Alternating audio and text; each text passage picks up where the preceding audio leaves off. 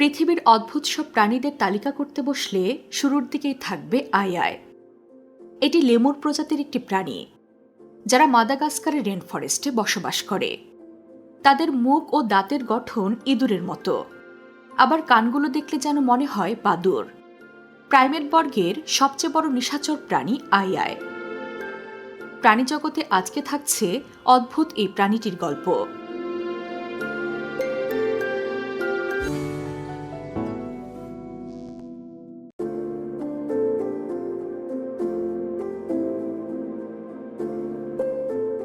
মাদাগাস্কারের পূর্ব ও উত্তর পশ্চিম উপকূলীয় বনে দেখতে পাওয়া যায় আইকে।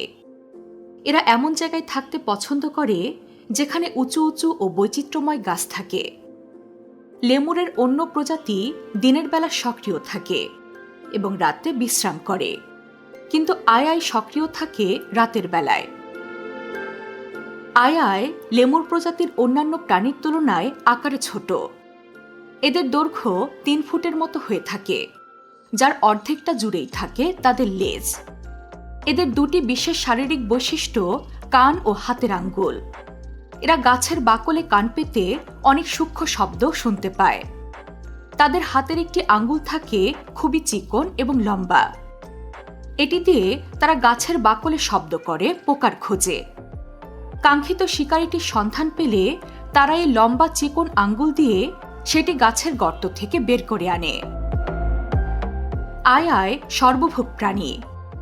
এরা বীজ ফলমূলও যেমন খায়, তেমনি ছোট পোকামাকড়ও শিকার করে। এসব খাবারের খোঁজে তারা প্রতি রাতে গড়ে 4 কিলোমিটার পর্যন্ত এলাকায় ঘোরাফেরা করে। শিকারীদের হাত থেকে বাঁচার জন্য দিনের বেলা আই ঘন ঝোপঝাড়ের মধ্যে লুকিয়ে থাকে। তবে মাদাগাস্কারের আরেক নিশাচর প্রাণী ফোসা প্রায়ই আই শিকার করে। এছাড়াও বড় পাখি ও সাপেরও শিকারে পরিণত হয় এই প্রাণীটি। তবে নিশ্চিতভাবে মানুষই আইয়ের প্রধান শত্রু। মাদাগাস্কারের স্থানীয় অনেক অধিবাসী প্রাণীটিকে ভয় পান। এদের দেখলে বা এরা কারো দিকে আঙ্গুল তুললে সে মানুষটি মারা যায়। এমন সব কুসংস্কার থেকে মানুষ আই দেখা মাত্র তাদের মেরে ফেলতে চায়। এভাবে মানুষের হাতে অনেক আই প্রাণ হারিয়েছে। তবে 1960-এর দশকে সংরক্ষণমূলক ব্যবস্থা নেওয়ায় কিছুটা বেড়েছে তাদের সংখ্যা। তবে এখনও তাদেরকে বিলুপ্তির ঝুঁকিতে থাকা প্রাণী হিসেবে বিবেচনা করেন প্রাণীবিজ্ঞানীরা। এই প্রাণীটির প্রজনন ঋতু শুরু হয় অপেক্ষাকৃত শুষ্ক মৌসুমে, সাধারণত এপ্রিল থেকে আগস্ট মাসের মধ্যে। এ সময় যৌন মিলনের পর নারীরা 160 থেকে 170 দিন গর্ভধারণ করে। বাচ্চা জন্ম দেওয়ার জন্য তারা এ সময় একটি বাসাও তৈরি করে। আই সাধারণত একবারে একটি বাচ্চার জন্ম দেয়। মা সাধারণত একাই বাচ্চাদের বড় করে তোলেন।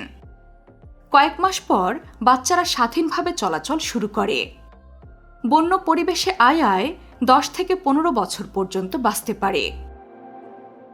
পৃথিবীতে বর্তমানে 1 থেকে 10,000-এর মধ্যে আই আছে।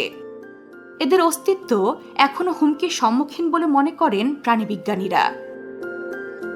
পৃথিবীর বৈচিত্র্যময় প্রাণীদের সম্পর্কে নানা বিস্ময়কর তথ্য জানতে সাবস্ক্রাইব করুন প্রাণীজগৎ।